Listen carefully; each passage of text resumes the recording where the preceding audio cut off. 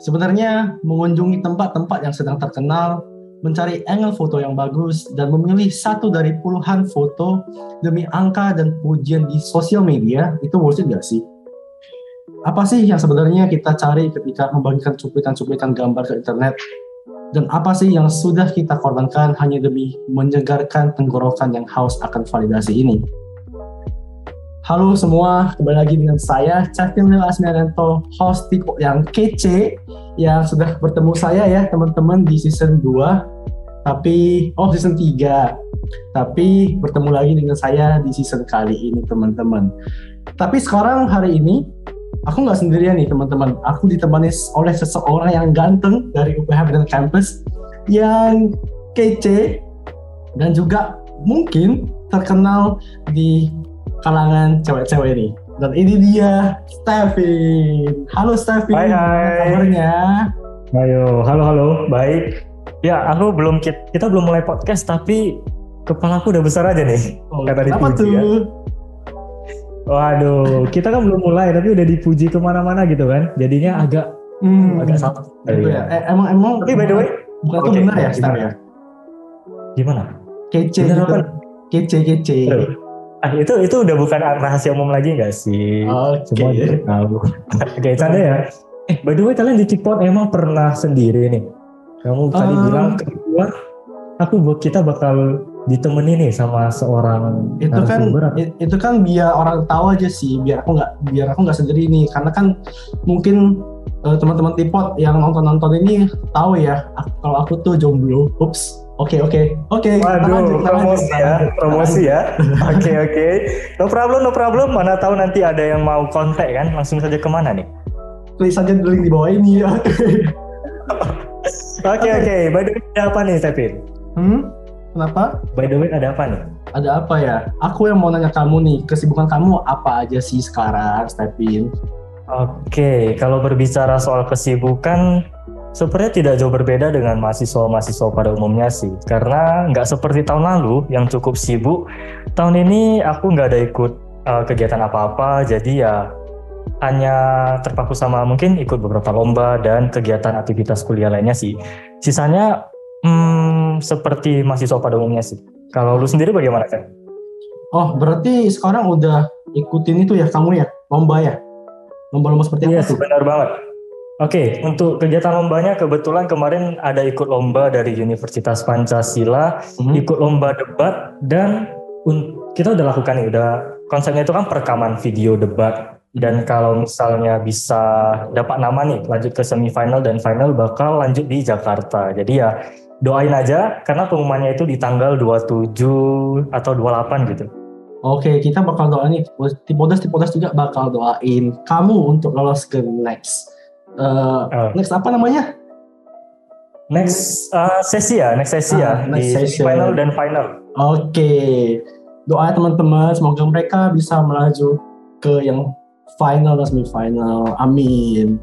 Oke, jadi kesibukan aku sekarang apa aja tuh ya? Kesibukanku sih nggak beda sama yang tahun sebelumnya.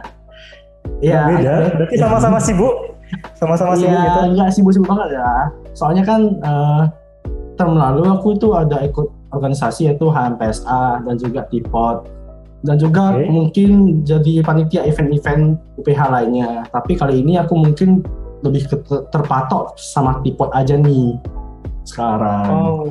Oke. By the way, kayaknya di tahun lalu aku udah jumpa kamu di Tipot deh. Tapi ini di tahun ini kenapa masih lanjut ke Tipot gitu? Itu kan karena ada perasaan ingin melayani Tipot untuk menjadi lebih baik tuh. Oke. Perasaan untuk melayani ya. Wah.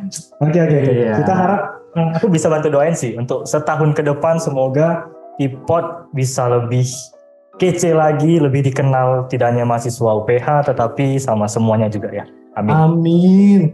Nah, Stepin, kan hari ini kita membawa topik tentang haus akan validasi nih.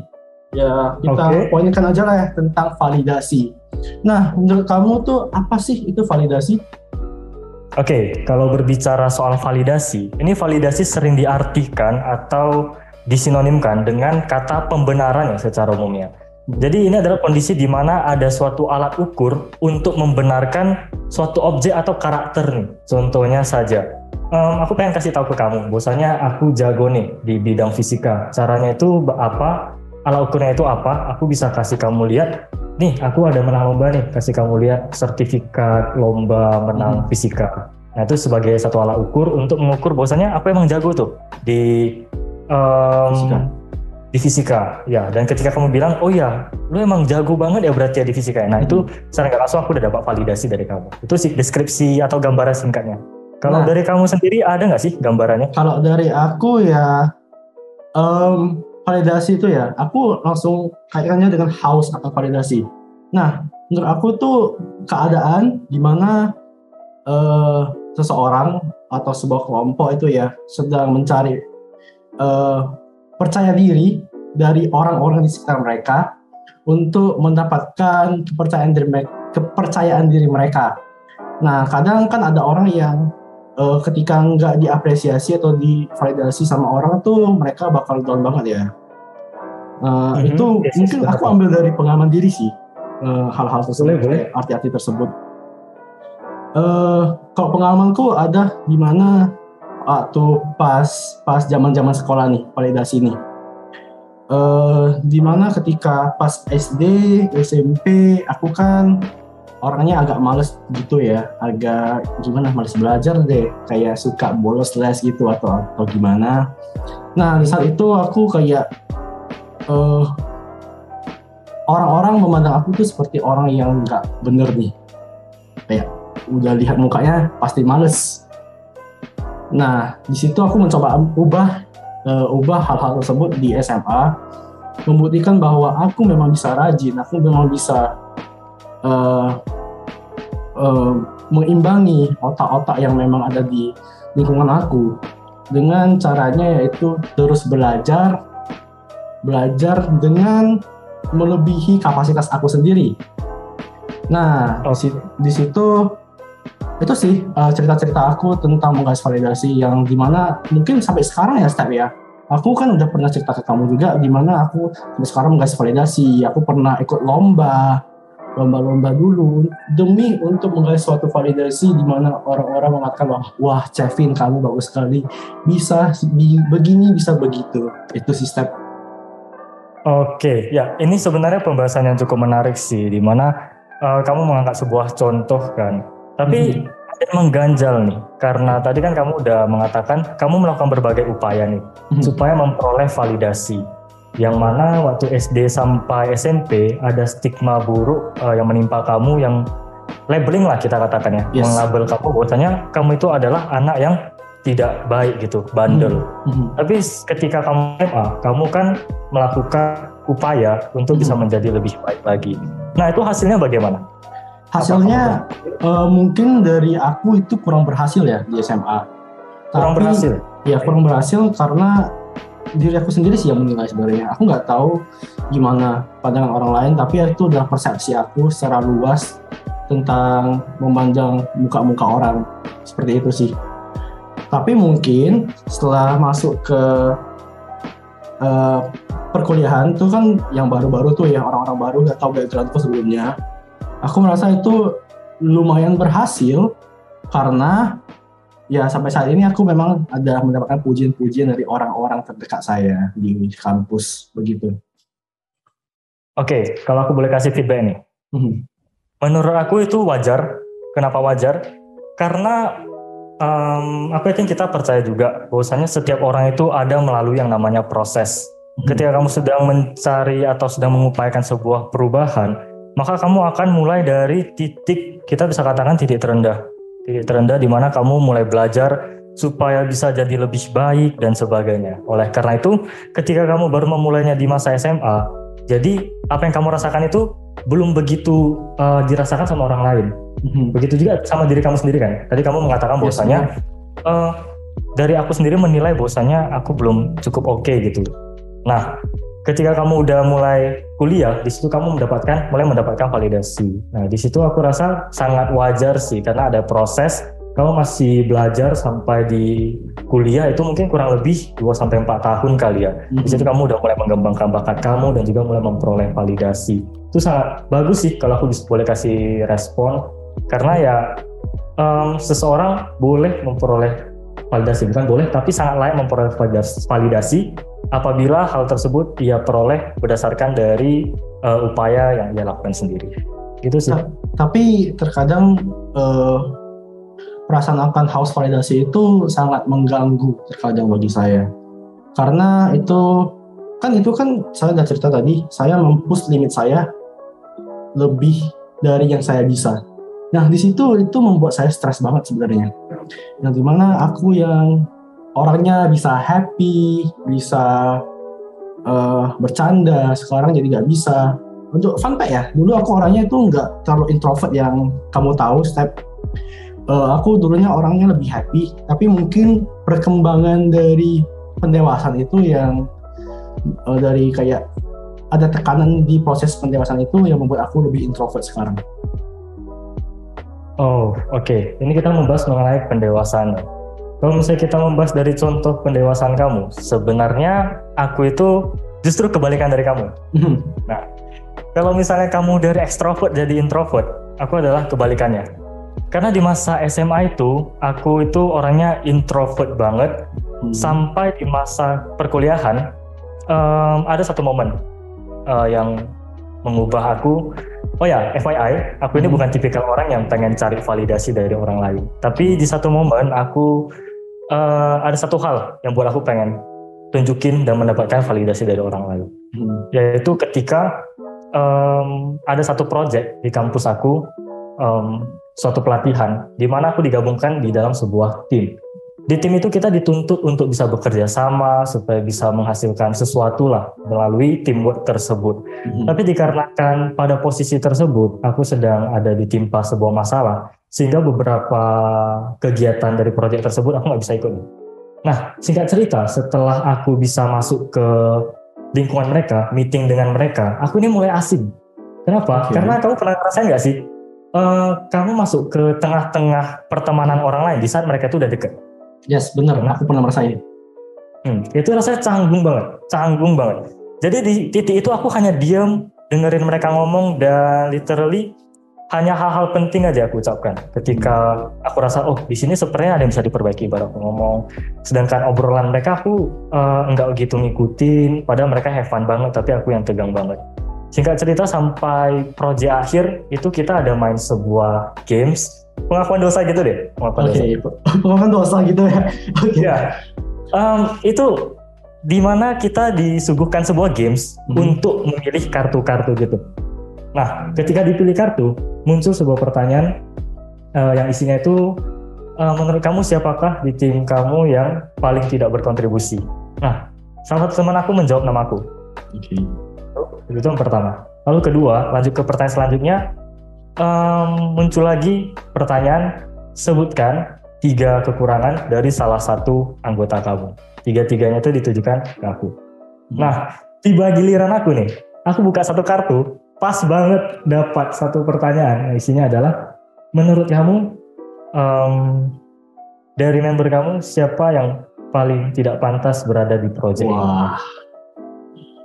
Oh, ini udah pasti kebayang sih. Aku jawab dengan sangat percaya diri, aku sendiri. Bahkan di momen itu yang mereka lagi ketawa-ketawa, tiba-tiba langsung hening seketika karena aku ngomong kayak gitu. Karena aku rasa aku begitu nggak pantas dan aku merasa bersalah banget. Dan di momen itu aku langsung berjanji ke mereka semua, selama setahun ke depan aku nggak bakal jadi diriku yang sekarang. Aku bakal berusaha untuk jadi lebih baik lagi, dan aku pengen teman-teman semua lihat perkembangan aku 1 tahun ke depan. Nah, di momen tersebut aku mulai untuk berupaya melakukan perubahan-perubahan gitulah. Jadi lebih baik, jadi bisa ngomong dan sebagainya. Itu juga alasan aku ikut mentoring dan lain sebagainya. Singkat cerita, setelah aku rasa bahwasannya aku ada perubahan nih, aku juga dapat input. Karena kan latar belakang aku itu adalah orang introvert banget. Teman-teman aku melihat aku introvert. Tapi di satu momen mereka lihat aku jadi MC. Nah, itu kan kontradiktif banget. Agak aneh ya. Yes, benar banget. Di situ mereka kayak bilang, yang bener nih Stephen jadi MC. Gitu. Mereka sekaget itu. ih keren banget Steph dan sebagainya. Lu bisa ya kayak gitu ya, aku baru tahu. Di titik itu aku yang semula merasa bahwasanya validasi itu cukup konyol dan tidak perlu untuk diri aku. Di momen itu aku benar-benar merasa ternyata terkadang validasi itu sangat penting untuk dimiliki oleh seseorang. Karena titik terkecil saja ketika upaya kita dihargai, benar-benar diapresiasi, kita merasa bahwasanya hal yang telah kita lakukan itu udah benar gitu. Nah itu sih salah satu alasan aku dan juga salah satu faktor yang mendewasakan diri aku sehingga bisa jadi Stephen yang seperti ini. Dan terjadilah Stephen yang ada di Keypod hari ini, teman-teman. Wah, itu aku dengar ceritanya tuh aku agak merinding loh, karena perubahan itu sangat signifikan ya. Apalagi dalam setahun itu ya, Steph ya. Yes, benar banget. Hanya dalam 1 tahun terbilang singkat, tapi ya aku boleh bilang bahwasanya salah satu faktor terbesar aku bisa sampai di titik ini karena aku mencoba untuk self love sih. Self love ya, penting banget ya tuh. Yes, benar banget. Karena kalau misalnya kita bahas soal validasi nih, kita bisa bagi kedua hal sih. Validasi emang karena kebutuhan atau validasi karena keinginan. Kalau misalnya kita bahas soal keinginan, ini pasti stigmanya udah negatif nih, ya kan? Okay. Karena keinginan itu tidak perlu selalu dipenuhi. Contohnya saja, terkadang orang pengen kelihatan pakai barang-barang mewah, barang-barang branded supaya diakui bahwasanya oh ini anak orang kaya nih. Padahal kan tanpa lu kasih lihat saja bahwasanya lu ada barang branded dan sebagainya, lu tetap bisa menjalani aktivitas lu seperti mahasiswa pada umumnya gitu. Yes, nah, tidak perlu untuk menunjukkan. Nah, jadi kita juga perlu lihat sih, terkadang validasinya itu perlu atau tidak. Gitu. Oke, ini tadi aku udah scroll sosial media sebelum podcast ini. Beberapa sosial media aku membaca komen-komen aku kan tentang yang validasi tersebut ya. Mereka kebanyakan mengatakan bahwa lebih dewasa itu kita menjadi lebih ingin menggais validasi dari orang. Itu benar nggak menurut kamu? Oke. Nah, berhubung aku orangnya cukup realistis untuk menjawab satu pertanyaan, aku merasa kita perlu untuk mencabangkannya ke beberapa hal. Karena satu konteks itu bisa kita bagi ke dalam beberapa hal. Nah, untuk hal yang seperti Kevin sampaikan tadi, di mana pendewasaan itu akan buat kita pengen lebih memperoleh validasi. Aku bisa katakan itu cukup benar, tapi perlu disclaimer dulu bahwasannya faktor-faktor kemungkinan untuk divalidasi itu emang akan semakin banyak. Tetapi tidak semua proses atau opsi dari validasi itu perlu kita penuhi. Bisa dimengerti ya? Nah, jadi di momen ini kita semakin dewasa, kita bekerja, kita ada hal-hal baru yang kita temukan. Kita bisa beli barang sendiri, kita bekerja di satu tempat, kita mungkin ada pasangan, dan juga mungkin kita post sesuatu untuk kebahagiaan kita dan lain sebagainya. Seperti saya sama pasangan, kita post sama pasangan, kan ada istilah relationship goals, mungkin pengen divalidasi hubungan dia sama pasangannya itu baik banget dan sebagainya. Nah, itu opsi-opsi tersebut bisa muncul ketika kita sudah dewasa. Tapi belum tentu dari opsi-opsi tersebut perlu untuk kita penuhi. Nah, juga perlu pilah-pilah nih.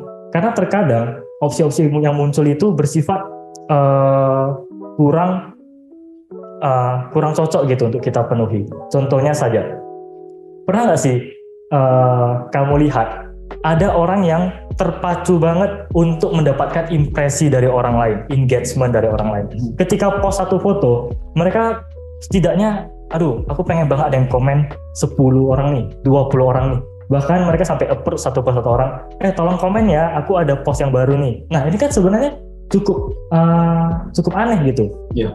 Kalau misalnya mereka tidak menargetkan hal tersebut, apa yang bakal terjadi sama mereka? Kan tidak ada gitu kan. Nah, kenapa kalau misalnya kita dasarkan pada alasan seseorang posting foto, itu kira-kira alasannya apa? Pengen kelihatan fun, keren, abadi kamu, keren. Tapi alasan-alasan tersebut perlahan-lahan terkikis karena keinginan mereka untuk divalidasi. Oh, aku post ini supaya pengen kasih teman-teman lihat bahwasanya aku fun banget nih. Bisa dikomen, foto lu keren banget ya, itu di mana dan sebagainya. Ketika ekspektasi tersebut tidak terpenuhi, rasa gembira itu perlahan-lahan hilang menjadi kecemasan. Nah, ini yang harus kita kesampingkan. Berarti keinginan kita untuk memperoleh validasi itu sudah tidak benar dong, sudah tidak sehat. Oke. Bener, tapi aku ada di masa-masa di mana aku pernah membuat satu konten di satu platform. Oh, yang joget-joget itu, Step. Oh, oke. Biasa joget-joget, aku tahu. Ya, aku pernah membuat sebuah konten di sana. Tapi aku terus menggas views itu nggak sebanding dengan apa yang aku lihat sama views orang gitu. Kayak views mereka dapat 1000-an, 2000-an, tapi aku dapat 50-an. Nah, di saat itu aku membuat ingin orang memvalidasi aku, bukan orang sebenarnya, platform tersebut memvalidasi aku biar aku bisa ke algoritma mereka dengan cara itu membuat akun-akun yang banyak ya dan views video-video aku. Nah di situ. Oke. Berarti di sini kamu buat akun sendiri untuk menaikkan engagement kamu. Yes, untuk tervalidasi oleh platform tersebut. Nah menurut kamu itu hal yang baik atau enggak sih? Oh, oke. Kalau berbicara mengenai konteks tersebut, aku bisa bilang bahwasanya kamu nggak salah. Kira-kira kamu tahu nggak kenapa? Kenapa tuh? Kenapa? Aku penasaran banget nih. Oke. Nah, emang kalau misalnya kita bilang ingin mendapatkan validasi itu tidak boleh secara berlebihan, karena itu akan memunculkan dampak yang buruk. Tapi di sini juga kita perlu perhatikan sebuah konteks. Nah, kamu tahu nggak sih bahwasanya content creator itu adalah salah satu profesi yang sudah legal di Indonesia. Yep. Nah, dan apa yang sedang kamu upayakan itu adalah usaha kamu untuk menjadi seorang content creator. Dan kalau misalnya kita bahas mengenai aspek keberhasilan dari seorang content creator itu, emang didasarkan dari engagement. Views kamu itu berapa, likes kamu itu berapa, dan lain sebagainya. Nah, jadi kalau misalnya kita bilang itu benar atau salah ya, tidak. Contohnya saja, aku memberikan analogi dalam bisnis. Okay. Dalam bisnis itu faktor keberhasilannya itu tidak lepas dari namanya supply and demand. Yes, ada barang dan barang kamu itu peminatnya itu banyak banget. Nah, ini sama halnya seperti kasus kamu, yang kamu adalah mengupayakan menjadi seorang content creator. Nah, untuk upaya kamu itu aku bisa nilai sangat positif banget. Berarti kamu ini sudah memberikan upaya itu benar-benar all out gitu. Effort yang kamu berikan itu benar-benar nampak bahwasanya aku serius nih jadi content creator. Aku pengen capai hal tersebut, maka wajar saja jika standar kamu, keberhasilan kamu itu kamu dasarkan pada views, like, dan juga komen dan sebagainya. Itu wajar banget sih. Tapi kita membuat konteks yang lain nih. Kita coba ambil contoh di mana kamu pernah nggak sih post story dengan lagu-lagu sad boy gitu, sedih-sedih. Oh iya. Nah di situ kan kita ada intention gitu ya, keinginan untuk membuat orang mengerti tentang perasaan kita. Nah itu apakah baik atau buruk menurut kamu? Oke, ini kamu tanya pengalaman aku ya? Iya, pengalaman kamu sih sebenarnya. Oke, jujur aku pernah melakukan hal tersebut saat aku menginjakkan kaki di tingkat SMP atau SMA gitu. Masa-masa di mana orang bilang itu masa-masa lagi lucu-lucunya.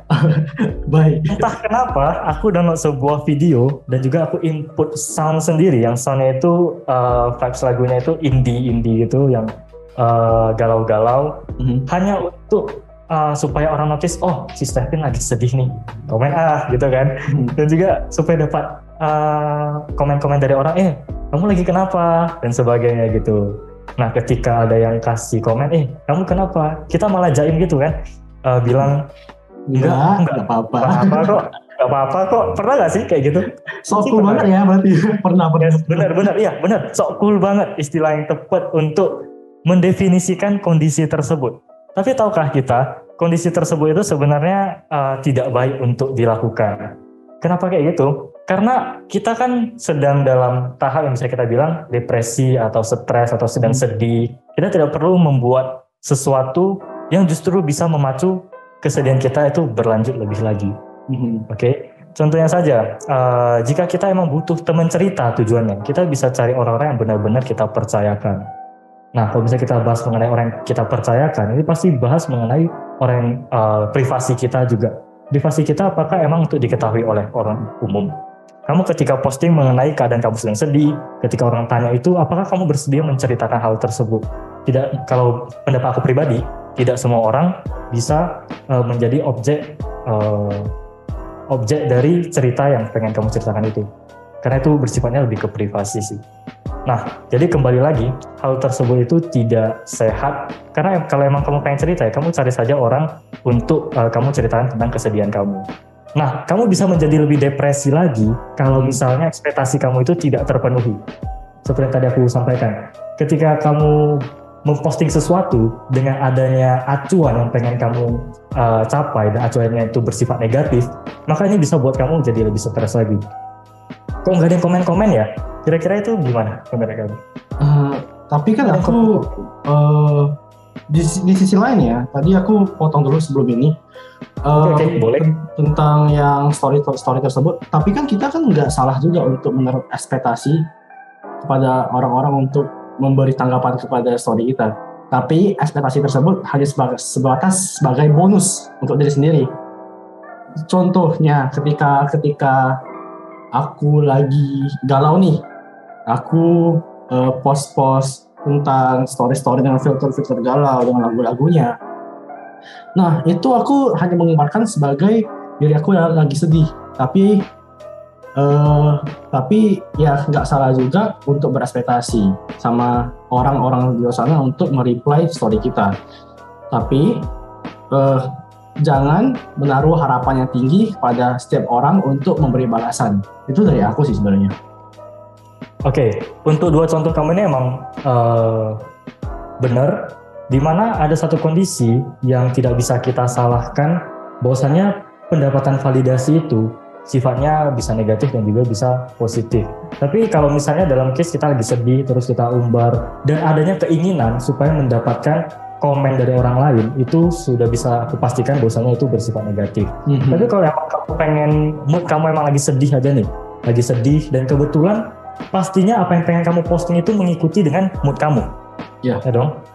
Oke. Nah, setelah kamu post, kamu nggak ada seperti keinginan yang kuat nih, oh yang komen aku harus gini nih, yang likes aku harus kayak gini nih, ada yang respon nih, gitu. Nah, kalau misalnya kamu nggak ada dasar acuan yang seperti itu, maka itu fine-fine saja, gitu.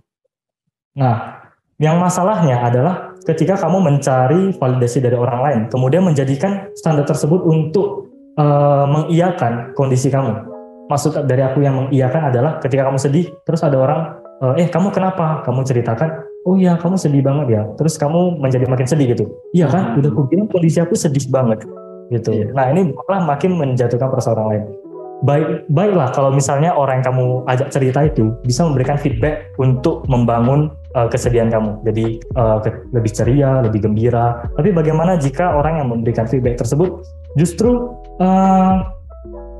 buat apa yang kamu sedihkan itu sifatnya menjadi lebih negatif. Misalnya kamu sedih karena pasangan, terus kamu ceritakan soal pasangan kamu, terus feedbacknya adalah, pasangan kamu kok kayak gitu ya? Aku udah tahu deh, si A ini pasti kayak gini orangnya.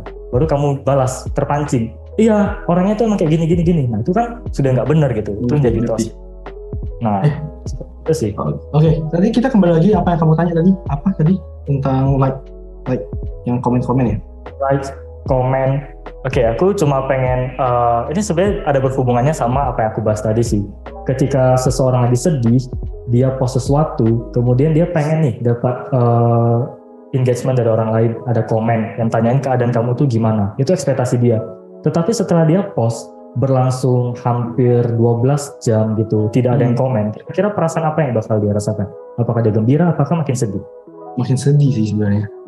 Ya, itulah makanya kenapa kita nggak boleh mencari validasi dengan cara memaksa keadaan. Kalau misalnya kita dasarkan pada filsuf yang dikatakan oleh Epictetus, dikatakan bahwasanya kita tidak perlu untuk menaruh ekspektasi yang terlalu besar. Biarlah keadaan itu berlangsung sesuai dengan apa yang akan terjadi. Gitu. Oke. Nah, berarti aku bisa. Oke, gimana? Lanjut. Oke, aku pengen tambahin lagi sih apa yang tadi Kevin katakan. Kalau emang kita posting sesuatu dan kita dapat komen, itu adalah bonus. Aku setuju, itu adalah bonus. Nah, tapi kalau misalnya tidak ada yang komen, ya kita jangan berharap bahwasanya hal tersebut adalah hal yang harus terjadi gitu, sehingga buat kita makin cemas, makin stres dan sebagainya. Aku punya sebuah contoh nih, bonus tuh seperti apa sih? Contohnya ketika aku post lari nih, 5 kilometer. Nah, hari itu tuh aku dapat reply dari Stephen nih. Sebenarnya aku sama Stephen tuh Oke, dari siapa? Sorry, dari siapa? Dari Stephen. Dari Stephen. Oh, oke, kayak kenal ya. Nah, terus gimana? Sebenarnya tuh kita nggak terlalu dekat, tapi dikarenakan dia reply story, aku nggak menganggap, aku sebenarnya nggak berharap untuk orang reply, wah keren banget ya bisa lari seperti ini ya. Tapi dia tiba-tiba reply dengan kata-kata, yuk kapan-kapan bisa lari bareng nih kayaknya. Dan di situ aku anggap sebagai sebuah sesuatu yang wah gitu. Padahal kan aku kan nggak berharap apa-apa. Karena itulah aku bisa menganggap hal tersebut sebagai sesuatu yang wah gitu. Oke. Berarti pada dasarnya itu kamu nggak pernah berekspektasi bahwasanya aku mau nih post lagi lari, ada orang komen, yuk lari yuk, wah keren banget kamu lagi lari. Enggak kan? Tapi pernah. Itu dulu, tapi sekarang itu udah aku hapusin dari kebiasaan aku sih, biar lebih sehat mentalnya. Dan pastinya kondisi kamu yang ketika kamu ada acuan tersebut dengan kamu yang ikuti flow saja, apa yang terjadi biarlah terjadi, pastinya bakal lebih nyaman ikuti flow yang kedua nggak sih? Yes, beda banget, karena aku sekarang lebih lebih tahu sih apa kekurangan aku bisa menerima diri aku sendiri, karena kan nggak bisa memaksa diri sendiri untuk menjadi bukan lebih bagus sih, untuk menjadi seseorang yang perfect, karena I believe that no one's perfect in this world gitu. Yes, benar banget, aku setuju banget sih. Yang mana kalau misalnya aku sendiri, aku juga pernah posting nih beberapa hal yang memang aku nggak pernah berharap bahwasanya itu akan dapat engagement atau komen dari orang-orang lain. Tapi ketika mereka komen, foto lu bagus banget ya, aku kan ada hobi untuk foto-foto pemandangan dan sebagainya. Nah, dan mereka mengapresiasi hal tersebut, yang mana aku hanya mengklaim, memvalidasi foto tersebut cantik hanya berdasarkan penilaian aku aja. Tapi ternyata tiba-tiba orang juga memvalidasi bahwasanya, foto lu bagus ya, foto lu seperti ini ya. Nah, itu jadi kesenangan tersendiri berarti. Iya, jadi lebih ditambah lagi, lebih, ya pasti lebih senang. Wow gitu ya, karena kan kita nggak ada ekspektasi apa-apa. Nah, di momen ini juga aku secara nggak langsung udah dengar sih dari lu sendiri bahwasanya validasi dari orang lain itu juga penting nggak sih? Ini aku cukup kaget sih, karena kamu tadi bilang bahwasanya aku waktu ketika memberikan validasi, kasih respon ke kamu rasanya bahagia kan? Ya, sebenarnya itu penting asal nggak berlebihan, karena aku udah merasain gimana meminta validasi dari orang yang berlebihan itu sangat menguras tenaga banget, dimana kamu sendiri gak bisa self love, gak bisa menerima apa kekurangan kamu, gak tahu kekurangan kamu apa, yang penting kamu mau perfect. Itu toxic banget sih bagi diri aku. Dan sekarang aku lebih mencoba untuk ikuti flow hidup, yang dimana ya improve memang harus, tapi ya jangan terlalu memaksakan diri. Oke, kalau aku boleh nih kasih bagaimana sih cara kita untuk mengatasi kondisi yang bisa kita sebut sebagai haus akan validasi. Pertama, kita itu nggak boleh terlalu melekat pada objek gitu. Contohnya, objek yang kita maksud ini kan sosial media. Kita ketika posting foto jangan berharap bahwasanya, aku pasti dapat komen sekian, dapat like sekian dan sebagainya. Ketika kita menetapkan hal seperti itu, pastinya itu akan mengganggu diri kita sendiri. Kenapa nggak capai ya? Kenapa nggak dapat hal tersebut ya? Itu akan mengganggu rasa dari diri kita sendiri. Lalu kedua, untuk mengatasi rasa haus akan validasi, kita bisa memulai dan beranggapan dan juga terus menerapkan bahwasanya kita nggak boleh terlalu bergantung pada penilaian orang lain. Aspek penilaian orang lain itu bukan standar ukur kebahagiaan kita. Kita bisa memulai dari diri kita sendiri. Terkadang aku bingung karena ada orang yang memberikan statement, aku nggak bisa nilai diri aku sendiri sih. Menurut kamu aku gimana? Itu sebenarnya nggak salah. Tetapi justru sebenarnya ada pepatah yang mengatakan berkacalah dari diri kita sendiri. Pernah dong kita dengar kata-kata seperti itu. Maksudnya adalah kita bisa memperbaiki diri sendiri, mengevaluasi diri kita sendiri. Ketika kita mengetahui bahwasanya diri kita itu lebihnya di sini nih, kita kurangnya di sini nih. Karena yang paling mengerti akan kelebihan dan kekurangan kita itu adalah diri kita sendiri. Jadi hendaknya kita mulai dari perubahan itu ya dimulai dari diri kita sendiri gitu. Nah, kalau dari kamu sendiri gimana? Ada nggak tips? Aku udah enak banget sih lihat dengar dari perspektif kamu tentang tips-tipsnya. Tapi sekarang mungkin podcast kita ini udah terlalu kepanjangan nih, Step. Jadi aku mau say udah thank terlalu you. kepanjangan? Iya. Seriusan? Kita kayaknya belum deh. Bercanda deh, baru 5 menit gak sih? Oh, gak kerasa ya? Kita kayak soalnya seru banget tadi. Baru 5 menit gak sih? Lagi dong. Mungkin nanti kita bisa bikin di episode selanjutnya sih, Step. Oke, boleh. By the way, thank you Step atas kehadirannya di podcast kali ini. Thank you udah mau jadi teman bicara aku. Jangan lupa hadiahnya, Step. Oh, oke. Di sini juga aku mau say thank you ke Kevin dan juga kru lainnya yang udah mau undang aku sebagai teman bicara. Oke, so thank you semua Hipoders, thank you udah denger. Jangan lupa like, comment, subscribe di YouTube, di Spotify maupun di platform lainnya seperti Apple Music, teman-teman. So, bye Hipoders, have a nice day.